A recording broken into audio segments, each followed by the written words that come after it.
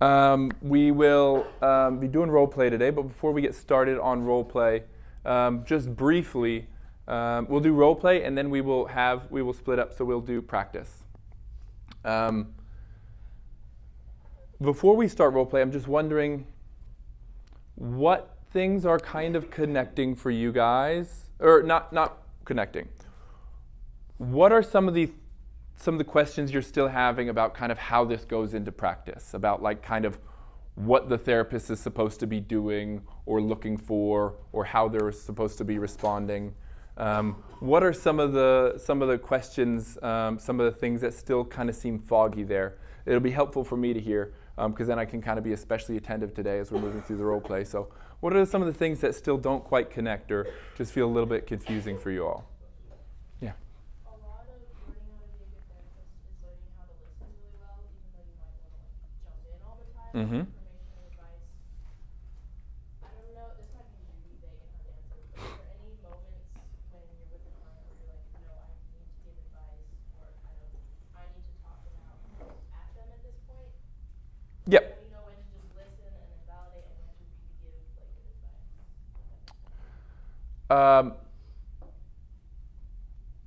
Focus more on listening and validating, and then the times to give advice will open up. You'll know. Well,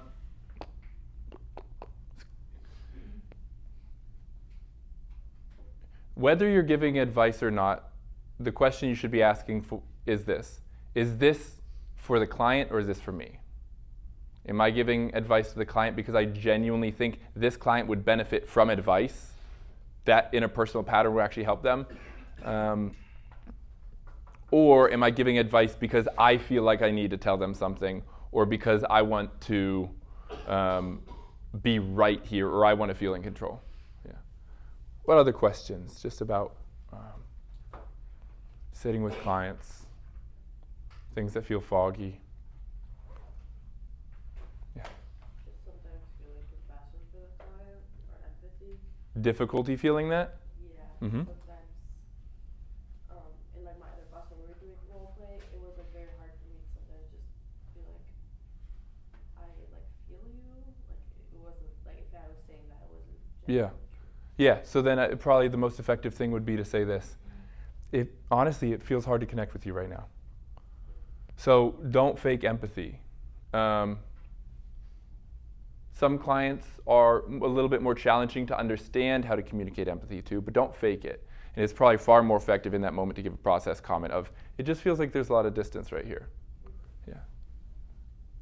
How do you like break the habit of like saying, I feel you, I know what that feels like, or like stuff that's like, they don't actually understand. You practice. Yeah. You practice. That's just something that you learn. You have to be diligent at it. But instead of saying that, you want to like, we have to feel like how they are feeling in your own words. Yeah, but I would also say, just don't say anything. Okay. You know, give space. Give space. Yeah. Silence is really powerful. Yeah.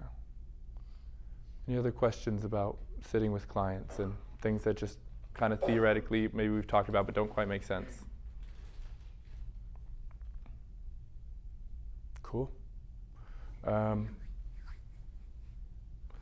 Let's get started. I did have a question for you guys as a class. You know, in the first role play we did, it was like kind of a little bit shorter, on probably the shorter side. The second role play was a little bit longer. How did each of those feel? Did they both feel great? Did one of them feel better than the other in terms of time-wise? Was it difficult to pay attention to the longer one? Yeah, what are some of your thoughts? The second one was very hard for us to Here. hear. Okay. Okay, cool. Feel free, if you guys can't hear today, to raise your hand and say something. You may need to move up, too, especially people in the back. Yeah. I didn't find like difficulty paying attention to the longer one. Okay. I thought that both of them were good. Cool. Cool. Any other thoughts, feedback? Yeah. The longer one allows for like more time to kind of like sit in that emotion instead of trying to like Yeah. Get through it. So I like the role play. Cool. I really thought the shorter one actually conveyed the most emotion out of me. I really connected with like all the things you were doing, and I just like caught myself tearing up a few times. Cool. Yeah, let yourself, I'm glad to hear that. Let yourself tear up today, guys. Any other thoughts? Cool. Well, without further ado, Jessica, I'm gonna come up, we'll get started.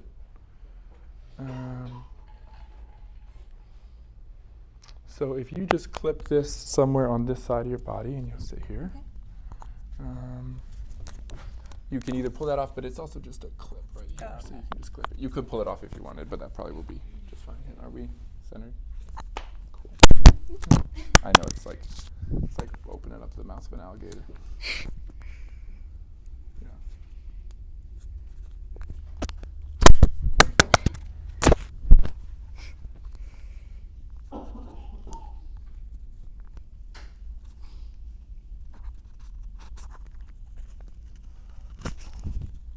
There we go. Great. Okay.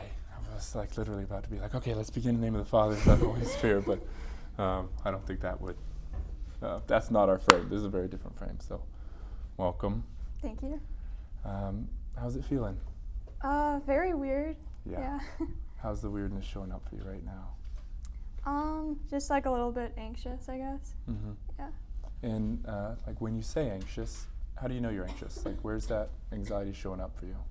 I feel kind of like a tingling in my arms a little bit. Tingling in your arms? Yeah. Uh-huh. And is it showing up anywhere else as well? I feel like my breathing's a little bit off. Yeah. How's it off? A little bit faster. A little Like I bit can feel my faster. heartbeat. Yeah. Yeah. So there's tingling in your arms, you're feeling Mhm. your heart beating, you're noticing your breathing kind of going a little bit more quickly. Yeah. Yeah. And that makes total sense to me. That's totally welcome here again, just like I've shared with everybody who's practiced before. This is real. Mm-hmm. We can have a frame, we can have boundaries. You don't have to share anything you're not willing to. And so there's a very, very good reason that your body's saying like, this is a little weird. Yeah. Like this is a little uncomfortable. I'm not so sure about that. So as you're tuning into your heart, your breathing, your arms, what's that feeling saying to you? Like if that feeling could just become words without filter, what's that feeling saying? Just like don't say anything stupid or Yeah. embarrassing, I guess. Yeah. Yeah. It's a lot of pressure. Mm-hmm. Yeah. What would happen if you said something embarrassing or if you said something stupid? I think I would like contemplate it later and then be like, oh wow, you like messed up, like you made a Yeah. fool of yourself. Yeah, Yeah. and kind of just like kind of go over and over and Mhm. over it. Yeah. Yeah. It's almost like you would never be able to live it down for Yeah. yourself. Mhm. Yeah, that connects. Yeah. Tell me a little bit about that. Yeah, like I think it would just keep coming up. Like I don't think it would even be like a one-day thing. It would be Uh-huh. like a while down the road. I just like maybe when I'm feeling like a little bit lower, a Yeah. lower point, and then it kind of like comes up again. Yeah. Yeah. Yeah, and it's so easy to kind of get stuck in that loop Mhm. and just over and over and over and over. What's the worst part of that for you? Like when these things come up over and over again?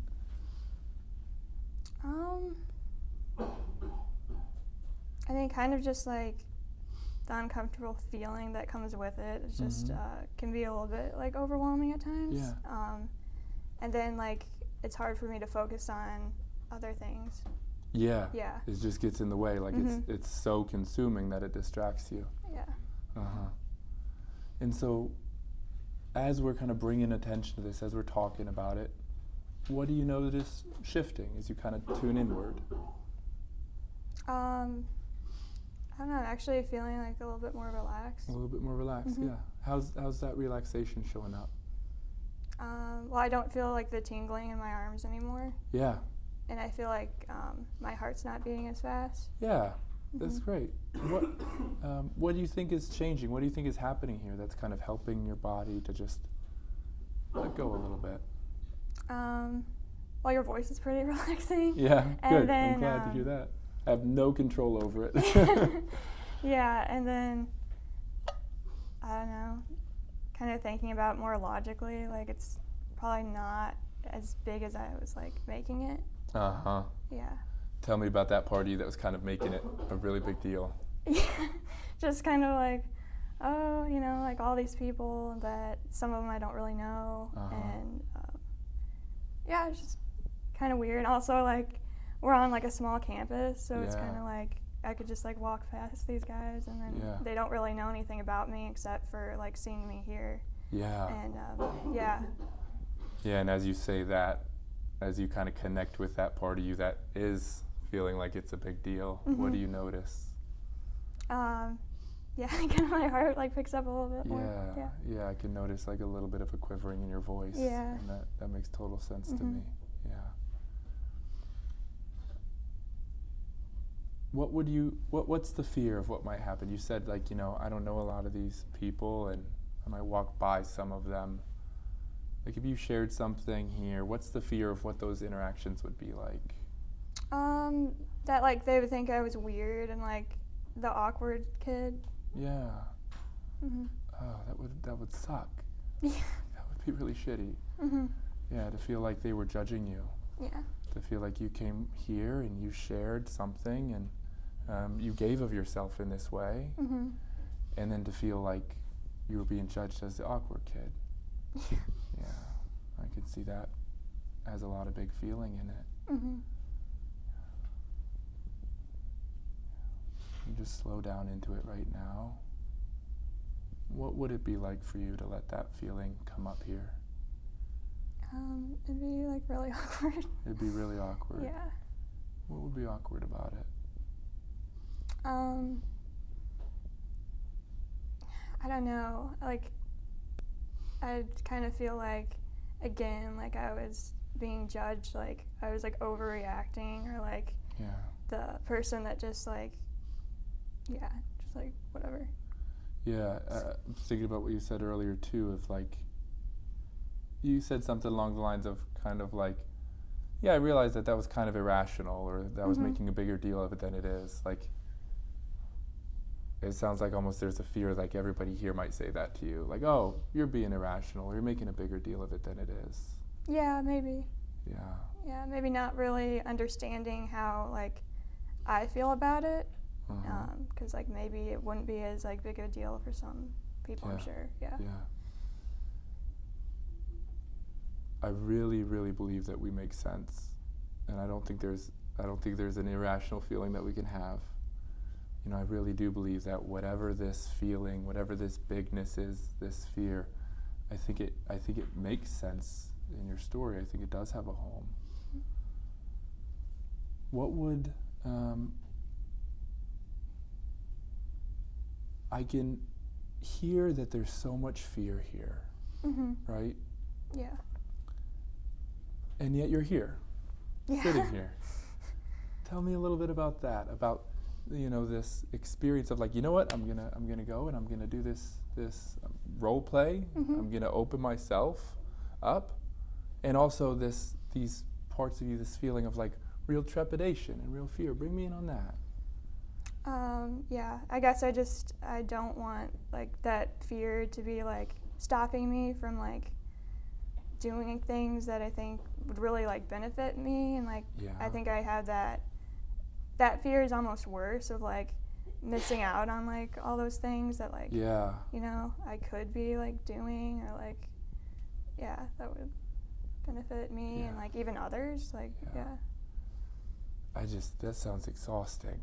Like, it sounds on one side, you have this fear of putting yourself out there and being judged as weird, Mhm. you know, being rejected. Mhm.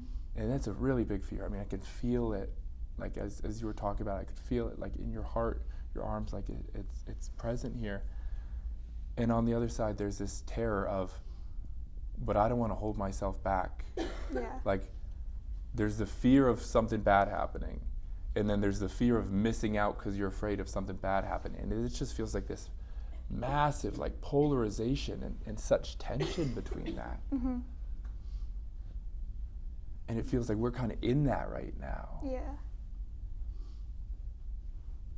Can we just continue to give voice to that tension? Because that sounds pretty important for you. Yeah. Like it sounds like this doesn't sound like something that's unfamiliar. No, it's No. like it's an everyday battle. I It's think. an everyday Yeah. battle. Mm-hmm. Yeah, and so here, even in the process of this role play, you're right in the middle of it. Mm-hmm. And so there's this party that's saying, hey, don't let your fear hold you back. That Mhm. got you into this. Yeah. But now that you're into this, there's this party that's like, oh my gosh, like this is really scary. Mm-hmm. Sounds like there's just so much pressure on all sides. Yeah. It's got to be exhausting. Yeah, it is. It is. Can we give voice to some of the exhaustion? Can you tell me about that? Yeah, it's just like I get to the end of the day, and then sometimes like at night I'll just kind of like go through the day and then kind of be like, oh wow, like I really messed up here, and then like, oh well, I didn't even like put myself out there, you know, like Mhm. that's, I don't know, maybe that's why I'm feeling this way, or Mhm. you know. Yeah. It sounds like there's such like blame and criticism. Yeah, but also like kind of like sometimes like thinking like, oh, it's just like it's not fair. Like obviously like I don't know like how other people are feeling, and I'm Yeah. sure there's like some people of course that like feel like anxious and a lot and stuff, but like Yeah. sometimes I don't think people like realize to the extent that like you can feel that and like every day. Yeah. Yeah. You're saying something so real here. Mm-hmm. That like you said, sometimes I don't feel like people can really realize the extent to which you can feel anxious every day. Yeah. And you know that so well. Mm-hmm. And I want to not forcefully pressure, but I just want to invite you here to let that be the case. To let this anxiety be here, to let this exhaustion be here. It's here. Mm-hmm. And I think that, you know, Jessica, will serve you best if we can help you talk about whatever it is that we're talking about and working through here, like in a little bit of a different way. It sounds like you have a part of you that kind of does that same thing to yourself, of says, oh, the anxiety's not Mhm. that bad, it's not that big of a deal. And so I think it could be really easy for us to say, oh, it's not that big of a deal, let's just push through it and let it all come up here, right? Yeah. But I bet after that is probably when you have some of these parts of you that come up and say, what happened, what happened, what happened? Yeah? Yeah, That and that's fit. like the other thing too, is like a lot of times it does come up like in my body, and like I feel like, yeah, it is like pretty noticeable. Uh-huh. And so like I'll feel bad about that later too, like, oh wow, you looked like such a fool, like you were just like shaking. Yeah. And like yeah, like even when I came up here for like the presentation Yeah, thing, it was just like, yeah, that was hard too, like afterwards, you know. it was, yeah. I can see that feeling coming up right now as you're Yeah. speaking to it. I don't think you're a fool. I don't. Mm-hmm. I really admire the courage that it takes to come up here. I really admire the courage that it takes to really be here Mm-hmm. and to be sharing everything that you've shared with me. And I don't think you're a fool for feeling anxious and scared about judgment. There's a lot of judgmental people out there. Yeah. And so often when we're very sensitive to judgment, it's because we know what it's like to receive it. Mm-hmm. So I don't think you're a fool at all. Well, thank you. You're welcome.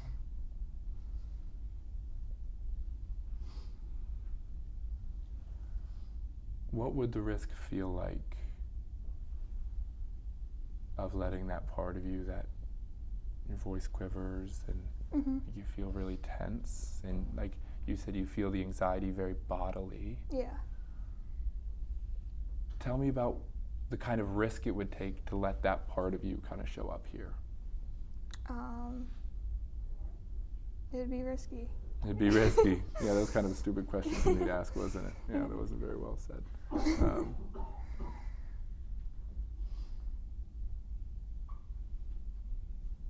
Would you want to do that? Or would it feel like too much? You know, I think I would feel a little bit like out of control. Yeah? Yeah. So I think like that's like a thing too. Yeah. You know?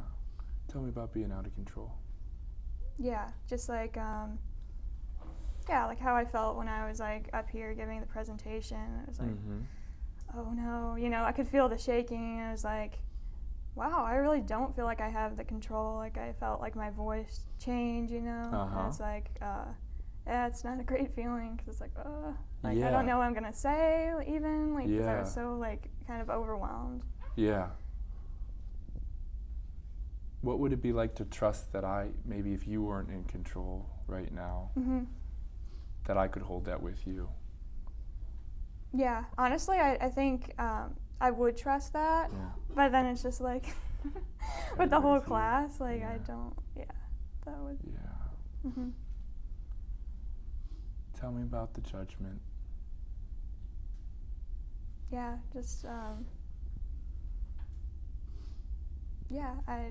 I'm pretty sure like there's people right now that are just like like, what are you doing? Yeah, there might be. Yeah. There might be. But I think if there's people right now that are judging you, I think it's about them and their issues and their experiences and not about you. Yeah. It does hurt.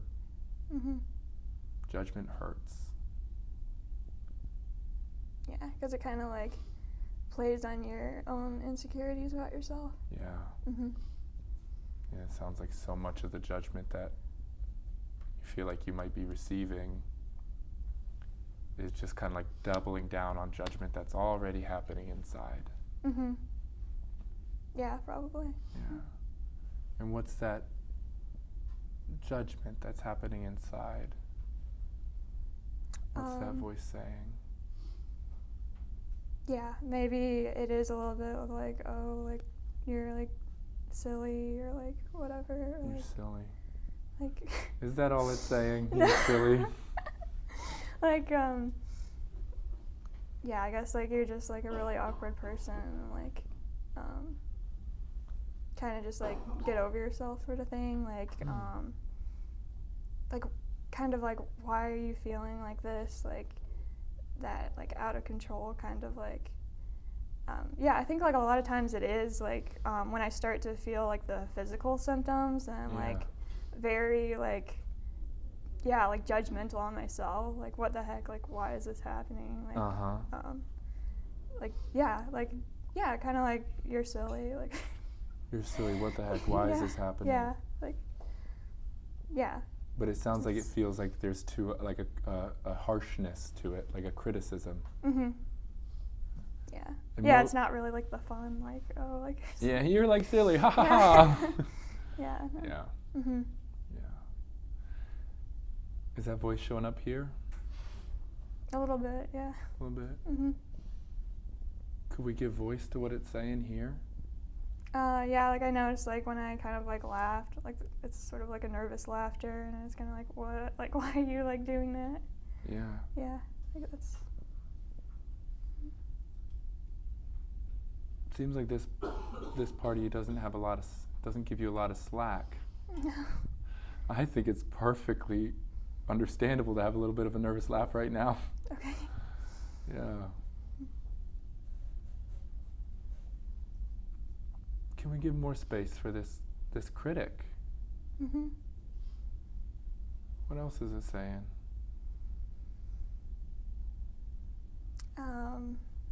Again, it comes back to like, oh, like you're gonna say something like stupid or like you're gonna look like awkward or something. I don't know. Yeah, still hearing that. But. And where does this critic kind of live? Where does it hang out in your body? You said you feel things very bodily.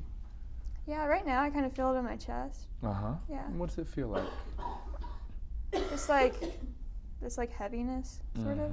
Yeah. Like Heaviness, like a weight. heaviness, like tight. Heaviness and tight, yeah.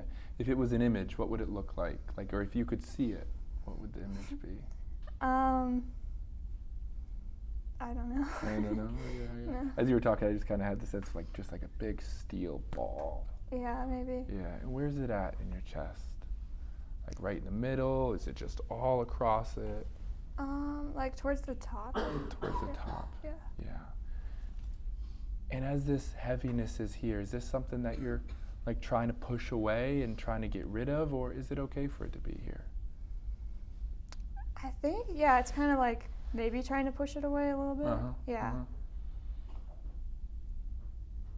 What if we could let it be here? What if we could give this heaviness permission to show up? Then I think I would be afraid that it would like spread to like other parts of the body, and then I'd get like anxious again. Because I think it makes me anxious. 'Cause it's like, what the heck? Like, why am I feeling this way? Yeah. Yeah, just because it sounds like any time you move in one direction, it feels so threatening. Because it feels like it might throw things out of balance in the other direction. Yeah. And it sounds like that just leaves you stuck. I wonder if that's how you're feeling at all here as we're talking. Yeah, a little bit. A little bit, yeah. Me too, a little bit. I'm feeling that. Like almost like stuck. Yeah. Just kind of like we keep, but I think as we're getting stuck, or as we're stuck, we're kind of mapping out the terrain a little bit. Yeah. But it's kind of like we move in one direction and it feels like there's a threat there. And we move in another direction and it feels like there's a threat there. And we move in another direction, it feels like there's a threat there. And I think I'm just trying to like hold it together so that Hold it together so that so that what? So that I don't feel like that out of control. Yeah. Well, I can see why that would make you kind of feel awkward. Yeah. I can see why that would make your voice quiver and make you like kind of tighten up. Because it sounds like, well, partly because you don't know what the hell you're going to say next. Yeah. You know, neither do I. But it sounds like the unknown, like it sounds like it's just like the unknown is just like potentially something worse. So it's like we gotta keep things like tight. Yeah. What's it like just for us to name that? To name kind of how it's feeling here and that kind of overall? Yeah, I mean, I think it's good. It's like, I don't know, kind of, because, sometimes, like, I don't know, like, why, you know, that I get those, like, physical symptoms, or, like, why I, like, feel anxious. Like, sometimes I just, like, don't know, and that's, like, part of the battle, too, because it's, like, I'm thinking, I think I'm always so, like, oh, I want to know, like, why exactly, that it's, like, it gets frustrating too, because like if I can't pinpoint it either. Yeah. There's this party that's just racking your brain that's saying like, what the hell is going on? But it's really working hard. It's working overtime. But no matter how hard it runs the numbers or tries to crunch, it's like it just feels like it's coming out of the blue. And that sounds like it just kind of. Well, what happens when it feels like you're trying to figure out why it's happening? What happens for you? I just start getting like frustrated because a lot of times I can't, like I don't know where it comes from. Yeah, and honestly, like even if I think that maybe I know why, it's like it doesn't really help that much either. So maybe that's like another thing, just like frustration, because I'm like. It sounds like.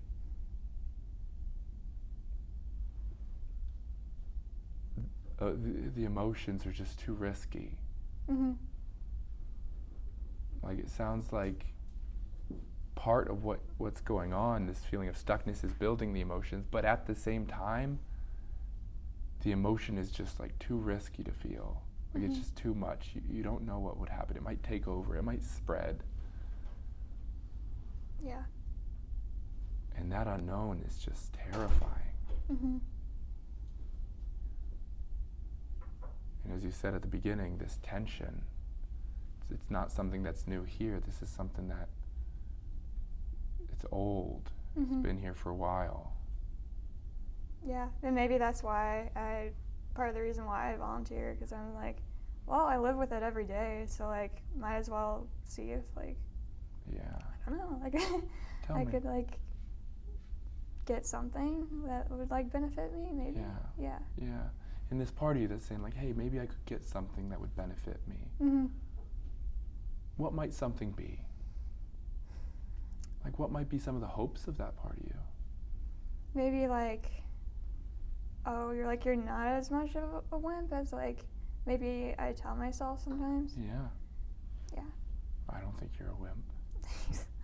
Yeah. It sounds like that part of you that tells yourself that you're a wimp Mhm. kind of sounds like a broken record.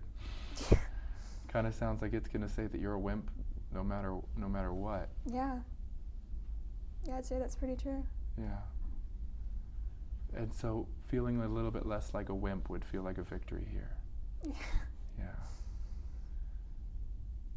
And what other hopes might that part have? That part of you that says maybe something good could come out of this?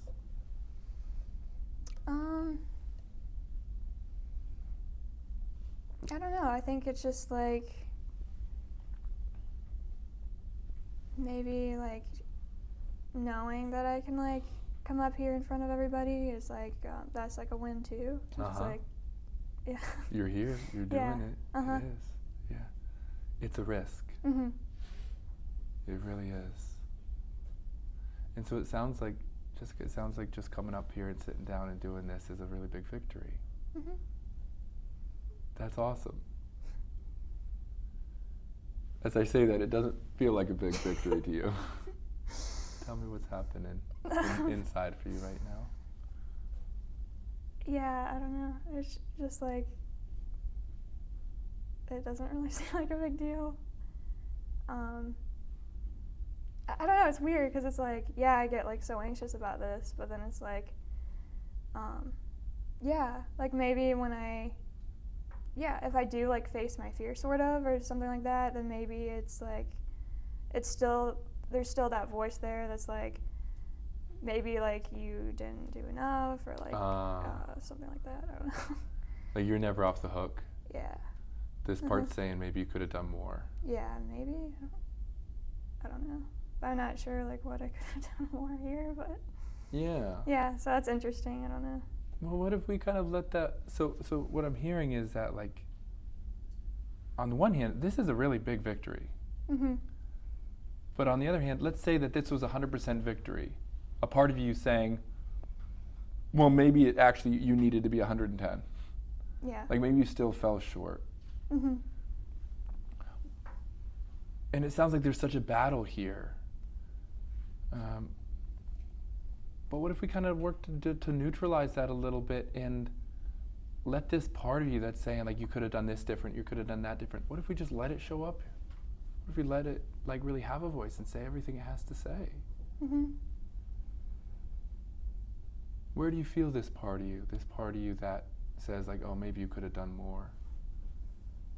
I still feel it kind of in my chest. Yeah. Where about in your chest? Kind of like the same place. Yeah. And what does this part feel like? What sensation is there? It's kind of hard to describe, but it's still like kind of like heavy, I guess. Kind of heavy, yeah. Uh-huh. Yeah, it is hard to describe. Mhm. But I also find that even the time that it takes to try to find the words helps us to get a little bit more in touch with those feelings. Mhm. So there's no pressure on being speedy and describing it or Yeah. having an answer right away. In fact, you can take all the time in the world to kind of get in touch with this feeling and notice how it feels. Mhm. But it is strange, right? These experiences are so bodily. Yeah. And yet at the same time, when we try to look for them, it's like, where is it? Mhm. Yeah. So it's in your chest. But now, like, I'm feeling it kind of in my stomach. So I don't You're know. feeling it in your stomach? Yeah. Good. I think probably what that means is that there's a little bit of openness and you're just noticing maybe there's a lot more going on there than at first, Mhm. you know? What does it feel like in your stomach? I actually, like, it doesn't feel as tight anymore, so it's, like, sort Uh-huh. of, not as Yeah. tight, I guess. Yeah. Yeah. And in your stomach, this feeling, if it could speak, if it could become words right now, without filtering it, what would it say? It would be kind of like, oh, like you messed up, or like you're like, I don't know, like stupid, I guess. But it's like, I feel it kind of like toned down a little bit. So it's like, yeah, I don't know. So it's probably a pretty good time and place to let it show up, right? Mm-hmm. I can imagine when it's really strong, that's really, really overwhelming. Yeah. But so it's kind of saying like you screwed up, you're stupid. What else is it? Yeah. Tell me about why that's funny for you right now when I say that back. Just like saying like, oh, like you're stupid, like I don't know. Yeah. You know, there was a time, I actually might have talked about this in class, but time a couple weeks ago, I have ADHD, so I take a medication every morning. And for some reason, I'm not sure exactly why, but if I forget to call in my medication or if I forget to pick it up, it just like drives me up a wall. And I remember it was right before bed, and I went over to check, and I the funny thing was I had enough medication, but I just hadn't picked up like the next month's from Kroger.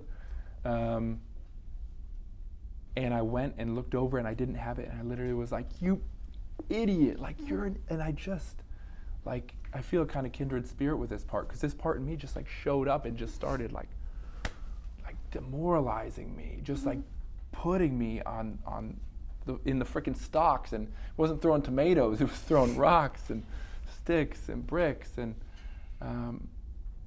my senses, you know, when that happened, there was so much shame that emerged for me in that. You know, and I'm not sure why exactly, but what I found is that when I don't know exactly why those feelings were showing up. Yeah. But what I found is that as I let myself just kind of sit with them a little bit, when we allow ourselves to notice these negative emotions. Now I want to be clear here too. I was not the image of cool, calm, and collected in that moment. I like yelled, and I was like pretty upset, and I think I might have slammed my hand on the table or something like that. So like I was pretty upset. But the reason I say that is because it sounds like this part in you, it's these two parts are kind of kindred spirits. This kind of like automatic criticism and shame and frustration for making any mistake. Yeah, I'd say that's really big, like the frustration too. Use a frustration, yeah. Like even when I couldn't like clip the thing. Yeah. Like what the heck? Like you're just so stupid. Like that's what I heard. Yeah. And that cuts so deep. Like that voice, it cuts so deep into such shame. And I can see that feeling welling up right now.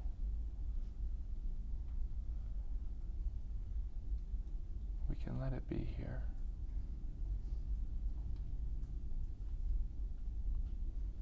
Yeah, I didn't think you were stupid. Okay. I think those things are like pretty hard to open up. Yeah, I guess I expected it to be just like one of those things that you just like squeeze and like. Yeah, you're right, as you would. And kind of like one of those, you know, I don't know, those like hand muscle, like those like hand machines, and you're like, wow, this is like, it's really hard. And of course you're up here in front of the class, and so you're already feeling a little bit nervous, a little bit anxious, you know. For the first 3 weeks of teaching this class, before we started every class, my hands were shaking. Really? Yeah. And before these role plays, I usually feel a little bit nervous. Really? Yeah. You know, because there's a part of me that says too, like, what if you say something stupid? Right? What if you, part of me that says, what if you push someone to go somewhere that they don't want to go, and it's a really painful experience for them?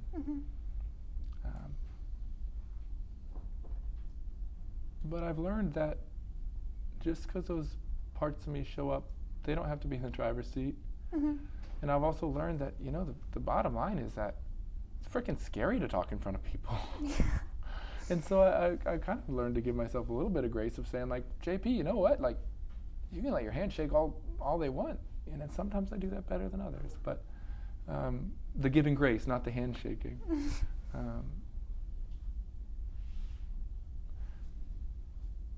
But I say this because on the one hand, like, you know, I know earlier you said, I think people just don't understand how much the anxiety is there. Mm-hmm. But I also get this sense that it feels like the anxiety for you, like you were saying earlier, like I think people would think I was silly, or think people would think I'm stupid, or something like that. It feels to me like there's such a high standard that other people have for you, or that you think other people have for you, like you have to be perfect. Mm-hmm. And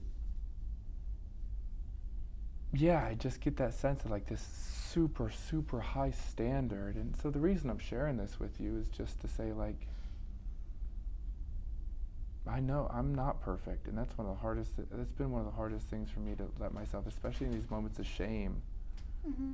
Moments of shame where screw something up or miss something or whatever, or when I struggle to clip the thing, you know, or whatever it is. It's so easy for the shame to show up so quickly. Mm-hmm. Yeah. I'm curious, I know I've shared a lot like here about my own experiences, and I'm curious what it's been like for you. Yeah, I just think like it's so easy to like just get caught up in the judgment of other people, and then like yeah, you're not, I don't know, Yeah. you're not able to like really be yourself. So, But what has it felt like as I've been sharing this with you? Has it felt helpful? Has it felt like, yeah. John Paul, that's kind of fine for you, but I don't see how it fits for me? Or has it felt like I've been on a soapbox? Yeah. Like, what's it been No, like for you? like I really liked how you brought up how you're sometimes nervous. Like, yeah, it made, I don't know, it made me Yeah. feel a lot better because, Yeah. yeah, like I know I really do want to like do something, probably like therapy or something Yeah. like that, and I think like in the back of my head, there's always like that doubt, like, Yeah. oh, well maybe you shouldn't be doing that at all if you're like, if you get anxious. Oh my gosh. Which I We wouldn't have any therapists then. yeah. Yeah. Every single person that's a therapist feels anxious. Mm-hmm. And at the same time, that doesn't it doesn't dismiss or shut out the anxiety that you feel. Mm-hmm. Like, you know, I want to be very delicate to say that I also really heard you saying, you know, people don't know how big the anxiety is for me. Mm-hmm. Like, I heard that. And so on the one hand, I want to say, like, hey, I want you to know that I think a lot more people than maybe you realize feel anxious. Yeah. While at the same time protecting and saying, and I also hear that your anxiety is so big and overwhelming that it just feels really hard to bear sometimes. Mm-hmm. Both of those things can be here. And what happens for you internally as I say that? Yeah, kind of just like relief almost, because it's Yeah. like, oh, well, Yeah. maybe I don't know, Yeah. can still be like a therapist one day, or like, I think you can. or yeah, something along those lines. So Yeah. yeah. I think you can. I really do. Mm-hmm. What's it been like to be here today? Doing this whole thing? I mean, again, it's just like really strange. Like, Yeah. I'll probably never do this again. Yeah. But yeah, it feels pretty good though. 'Cause Good. It's like, yeah, kind of like push myself, you know, out of my comfort zone. So Mm-hmm. yeah. And I'm curious, that voice that says maybe you should have done things differently, or maybe you screwed up, Mhm. when you go back to sit in that chair, Mhm. what's that voice gonna start saying? Yeah, probably like What's it gonna say? there's like some like stupid moments. Like what? Well, I mean, going back to that, but like, you know, the clipping thing. Yeah. Yeah. Yeah. Mhm. And then there's like a couple times when I wasn't sure what you were asking. So Yeah. I tried to like make up some.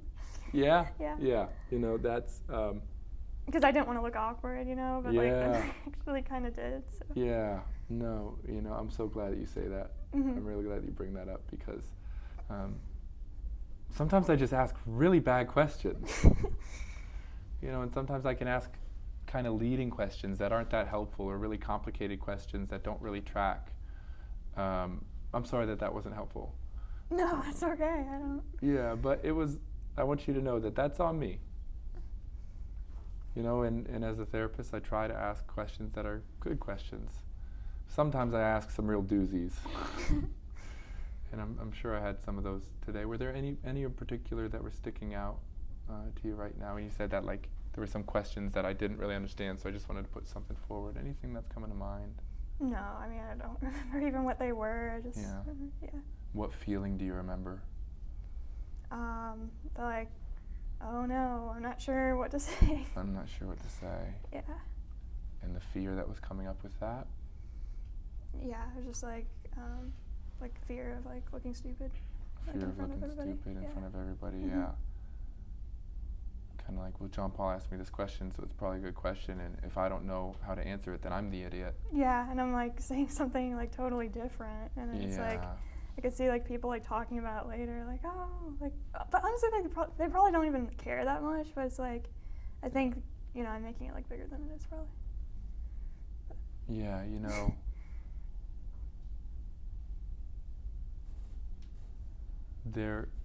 I think we should be real here. There is a threat of judgment here. Mhm. There is a possibility that these people could be judging you. Mhm. I hope not. I really hope not. And if I ever heard of people talking about you or this or anybody who has the courage to come up here and speak, I'd be enormously pissed. Mhm. Yeah.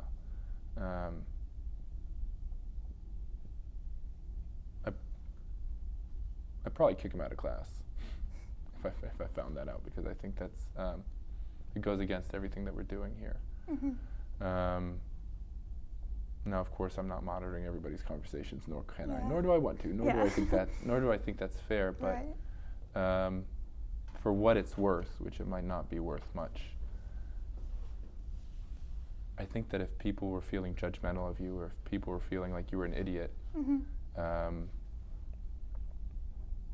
they have a lot of work to do. Mm.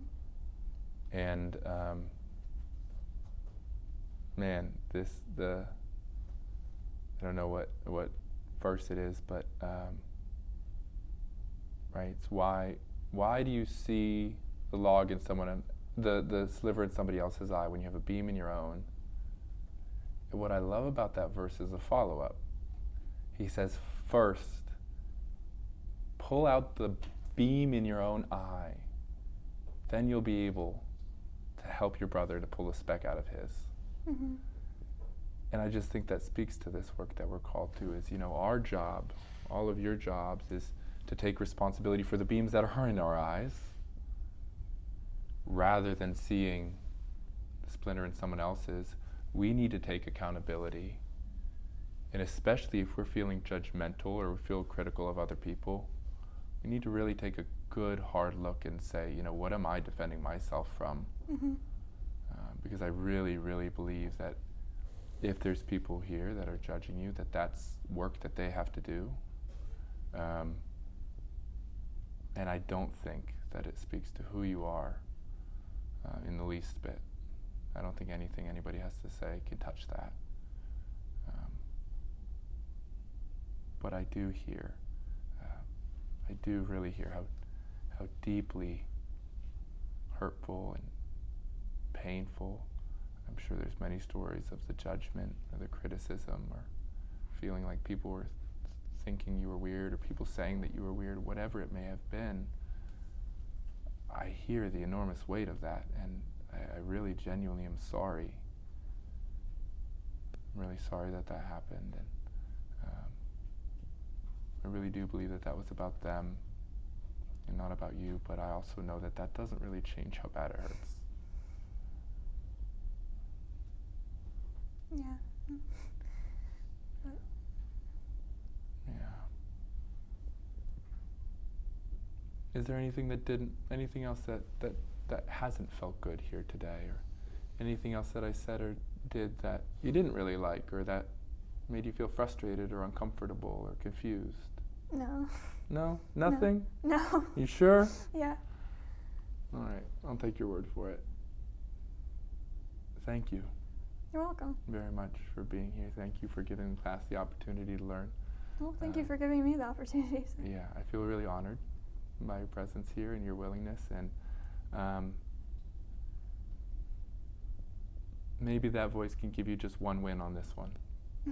I know it'd be hard for that voice, that part of you, but maybe that part of you can give you one W and say, you know what, today was a really big victory. Because I think you showed enormous courage. I think you pushed yourself out of your comfort zone.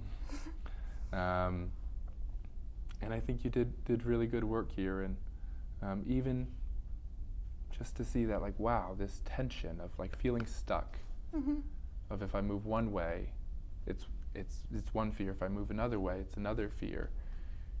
Even just being able to realize that and identify that, which, although it sounds like you're already pretty familiar with that, sometimes it can just be so powerful just to say it out loud, just to recognize it. Sometimes it can be so powerful too to have someone else say it, and it's like, oh, good, I'm not crazy. Yeah. You know, to validate the legitimacy of that. And it's hard work to work on that. But I'm confident that you can, and I'm confident that you'll be a great therapist. Thank you. Yeah. So, thank you. You're welcome. How would it feel for you to respond to some questions, or would you rather just wrap up here and I can respond to questions? I can respond to questions. Yeah. So, we can take a few moments here. Yeah.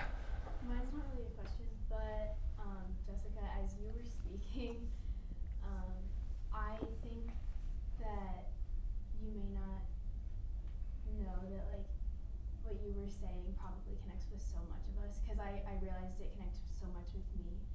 Like, we are so hard on ourselves, and we just, like, no matter what, we can, like, hardly ever give ourselves a break because we're just constantly up in our head.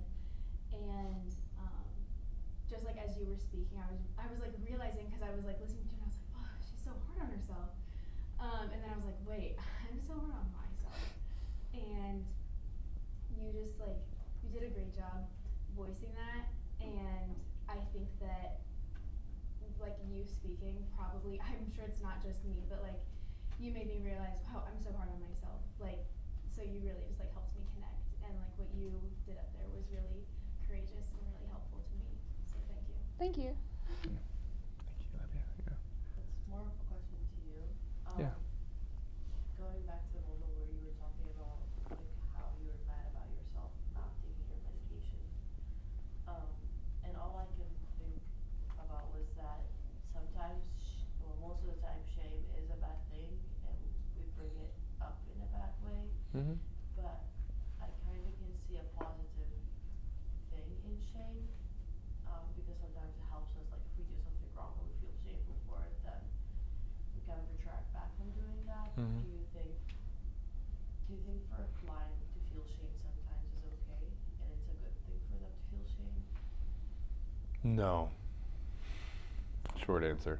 I think regret is something that's quite different. But I think our culture believes that you need to have a stick to get the donkey moving, and I think a carrot works a lot better. And I think you can get a much better relationship with a donkey by using carrots, and that donkey will serve you for a lot longer and be much more loyal. And I'm a big carrot guy, so in my experience, it's not good for people to believe that they are bad, and that's what shame's about. Maybe I have just misunderstood the Yeah. relationship. So guilt, maybe guilt, feeling like I did something wrong. Yeah, I think that's appropriate. And I think regret of, oh, I wish I would have done something differently. But self-punishment is not really helpful for change. Maybe it's helpful for short-term change, but it burns us out. It really doesn't work that well. Yeah. I was just wondering if you could speak a little to just the posture that you'll have throughout the session, like Yeah. Like consciously choose to take on different postures for Not really. Actually, it was kind of funny. I didn't realize like how hunched over I am until I saw the recording at the beginning when we started doing lectures. I was like, wow, I look kind of like a ball. Like I feel like if you would have dropped me up at the top of the hill, I would have just like bum bum bum bum bum bum. You know. Now that being said, I think posture is something, right, visually that for you guys, right, it's like really, really, really relevant, right, because you're seeing it, but it's just kind of something that happens naturally. So in your training, in your clinical training, you'll find a lot of talk about posture. The reality is it kind of just happens on its own. That being said, when I notice that there's a really big difference in posture between me and my client, sometimes I'll adjust. So if my client is like just coming in and like really, really laid back, I'm not going to be like on the edge of my seat, right? Now that doesn't mean that I'm going to totally lay back either, but I might be like a little bit more relaxed. And but that's something that happens usually pretty naturally. It doesn't require a whole lot of conscious effort. But I'll say this: I didn't think about my posture once while I was up here. Yeah, thanks.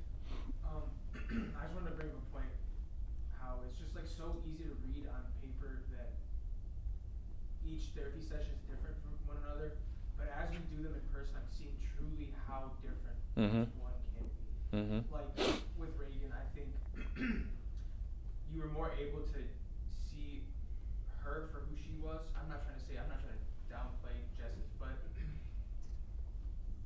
I just feel like we got to a deeper point with Reagan's. Jess, I saw like the things where you were going on a train and you stopped, like you said, you're going on a train station and you stopped. One thing would come up and then things would stop. Yeah. And then also with Olga's, I just feel like that one obviously was more longer, but I feel like, I don't know, I just feel like it's just crazy how different each session can be. And obviously because each person is different. Yeah. Actually seeing it in person really brings it to perspective. And I just Yeah. think it's cool to see. Yeah. Yeah, you know, I think what I really value, what I've learned to value is being present to the person as they are in front of me. And so, you know, I think it's a, yeah, I guess it's worth saying, I just don't ever really, not ever, but I really don't think of like, oh, is this a good session or was this a bad session? I just don't. I don't think it's that helpful. The question I ask myself is, was I effective in being with the person? And was my being with them able to be expressed? So each person's defenses are very different. But I would disagree. I don't think it's about going deeper or not. It's just different, you know, because for example, you know, one of the kind of defensive styles that I have personally is what would be kind of like considered like histrionic, right? So it's very kind of like showy with emotions and center of attention and things like that, so you can understand why I'm a teacher. But so for me, for example, you know, when I did these types of role plays, it was like I would like try to go like straight to the depth and show, right? And be like, and maybe you could say like, oh, JP, that was like good because you went deep, but it was actually just kind of like a presentation, right? It was just kind of like, for me, right, going whatever to that place, that was actually a defense, right? It was just the same defense of protecting me from judgment. Like that's what I did for judgment. I was like, oh well, maybe if I just like throw everything out there, I won't get judged, right? It's opposite, right? But that doesn't mean that one. I think it's important to say that doesn't mean that one is deeper than the other, or that we're seeing more than the other. Because I think the most valuable thing for us to do is say like, okay, can I be with this person as they are here? Yeah. And I was gonna say, like, as you were talking, I definitely realized that, and that might have been a selfish comment on my side. I think I wanted to get more out of it, and I just said to myself, oh, that wasn't as exciting, and I think that was Yeah. really selfish on my part. I apologize for that. But Yeah. yeah, it's just as a therapist, you have to be present with the person, Yeah. That's honestly the most important thing. Yeah, and that's a learning curve, right? Is that we have to learn to not dig. We have to learn that our therapy sessions aren't about us getting stuff out of it, right? It can be really easy to think like, oh, like emotions are shiny and we're going in for emotions and we want to kind of like, but that's not it, because when we do that, we're just recapitulating a problematic interactional sequence, right? And the fact of the matter is, to be quite frank, you know, there's this party, right, that can push through. And that party you served you really, really, really well. But I think my hope in our work today was to say, like, okay, could we talk about these things in a little bit of a different way? And I think we did that in a way that wasn't just barging through all these defenses to get to whatever the emotion and leave you feeling out of sorts, right? And leave you probably feeling like running through things. But at the same time, can we do it in a way that's not totally overwhelmed by the emotion to say, no, we can't talk about it at all, right? Because I think that's probably the learning curve that's going to be most beneficial for you. Isn't actually going straight to the emotions, because then that loop is just going to play, and also isn't completely shutting down the emotions because that keeps you stuck, but rather staying in the middle ground of saying, hey, can we find a new way to relate to the emotions, not getting completely ripped down the river in the water of the emotions, not staying completely on the ground of cognition, but like having 1 foot on the shore and 1 foot in the water. And I think that's what we were able to do well today. And so really what we want to consider is not what did we do, but was this helpful for the client? And was this, does this match the conceptualization? Yeah.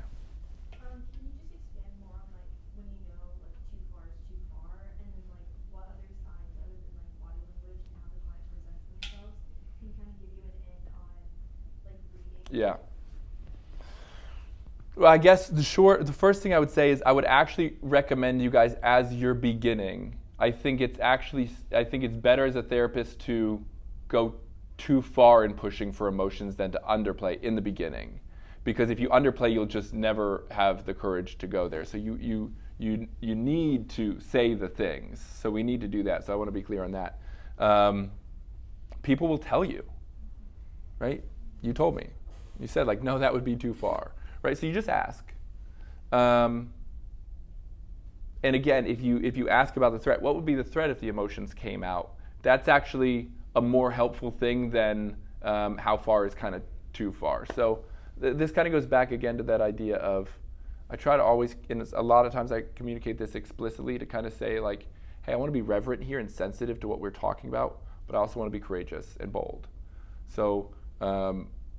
Know that my sensitivity isn't avoidance or fear. I'm ready to jump in with you wherever you want to go, but I also want to walk softly because I want to reverence the delicate nature of what we're talking about. Does that answer? Yeah. I noticed that when you started like telling her like some of your own experiences, like she was like, really, I saw like, a lot of like relaxed, like it was very comforting. So my question is, what did you see? Like, and there's a lot of progress made after that. So like, what did you see that made you like know that it was okay to talk about your own experiences? I took a gamble. Partly is when you share self-disclosure. The first time you self-disclose, it's always going to be a little bit of a gamble. But what I heard you say earlier was kind of like other people don't know how bad it is for me, right? And I really wanted to honor both parts of like, hey, I hear you're saying your anxiety is really big in a way that people have minimized. But on the other side of that, I heard a kind of sense of, I don't think other people struggle with this. And so I was just hearing that a little bit as a theme. And part of that too is just experience where when we've been judged a lot, we haven't been given the space and the freedom to recognize that other people also feel self-conscious, because when we're judged a lot, we're hurting. And so we're drawn into ourselves. And so part of some of the concerns of judgment just kind of cued me to consider that probably some self-disclosure would be helpful. Also, just in my experience, when we are very heady, to very, very kind of cognitive and kind of stay in thinking and figure things out to kind of protect ourselves from emotions. And when we have a lot of fear of the unknown, typically it's helpful for other people to share their affect and experiences and normalize it, especially people who might be considered people in authority figures or something, because typically too, when we have a very constrained emotionality and are kind of very cognitive, we can really kind of, essentially the rule is I need to be in control of myself, but that rule plays out across situations too of, well, whoever's in control needs to be controlled. So there's typically kind of like a respect for authority or hierarchy. So sharing emotions can be really, really helpful there. Yeah, but it was a gamble, and then that's why I asked you too. After I shared the first time, it seemed helpful, and so I shared the second time. But the second time I asked that question, it wasn't like a false question. It wasn't like I'm going to show you guys how to ask this question. It was really like, hey, was that actually helpful or not? Because I wasn't quite sure. Yeah. Can you speak just a little bit? What was it like for me to share those things? I know we talked about that a little bit in session, but. Yeah, it was very helpful because, again, there's like, oh, well, like you're a teacher and you're a therapist, so if you experience those feelings, maybe it's like I can still be like a good therapist, a good teacher. Yeah, exactly. Yeah, there's so often an experience of like, I'm overwhelmed and that means I can't do something. And so for somebody who's doing something to say, oh, hey, I'm overwhelmed too, it's like, oh, all of a sudden I'm still overwhelmed, but my overwhelm doesn't kick me out of the running. You know, and I think that's what you were kind of just speaking to of like, oh, people can be anxious and also be therapists. Like, good news, because otherwise we would be dead out of therapists. You know, yeah. Other questions? Yeah, Mina. Sometimes when we are practicing, whether if it's in this class or other classes, I find it very hard. Sometimes like I am listening, I am in the conversation, but then I tune out and start like roaming away in my thoughts. And when I think of it, like as a therapist, like what, like there's so many things you need to focus on. Like how do you not lose track of that and just get lost? Like is that? You learn how to be in the present moment. So mindfulness, like really, you know, I debated whether to kind of integrate mindfulness into this class or two, that practice. If it was a longer, larger class, I think I would have. Mindfulness is practicing being in the present moment. And if you practice doing nothing but being present for 10 minutes a day, you learn how to develop that as a trait. You learn to do it by sitting in silence for 20 minutes every day and just noticing what comes up. And then coming back to the present moment when you get distracted. Exercise. Yeah.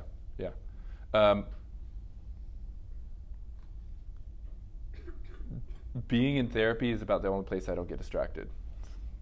Like, I mean, I have ADHD and I'm also, you know, medicated, but like,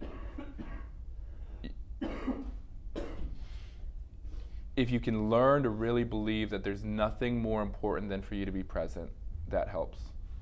And I really believe that. I believe that there's nothing more important for me to do than be right here.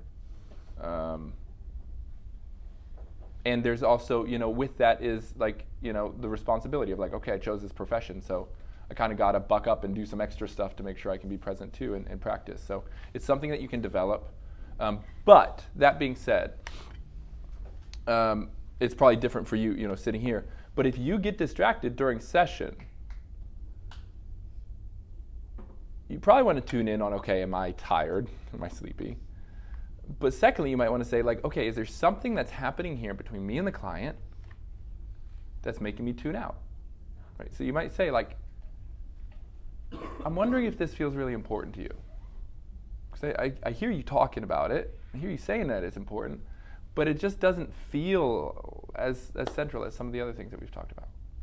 So you can use your feelings towards the client. This is why it's so important that we do our work so that we can trust our feelings. You can use your feelings towards the client as a clinical indicator of diagnosis, right? Yeah. That's more for Jess. Just like, whenever he was like doubling down on asking you how you felt like in your body, like how did that just make you feel as a client? Did you feel like it was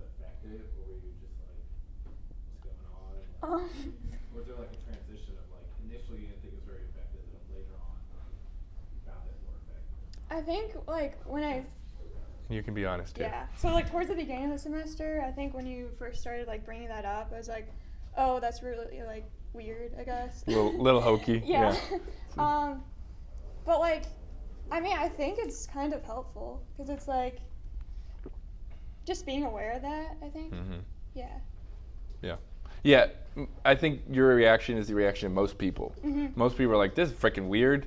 You're asking me, you're sad. Where do you feel it? Yeah. I'm just sad. Like, damn it, I'm just sad. Like, how do you know? I'm sad. What do you mean, how do I know? I'm sad. So, so there's like that learning curve, Yeah. and we want to be gentle with that. You know, there's a way that we can kind of hammer the questions that pushes people away. There's a way that we can open people to questions.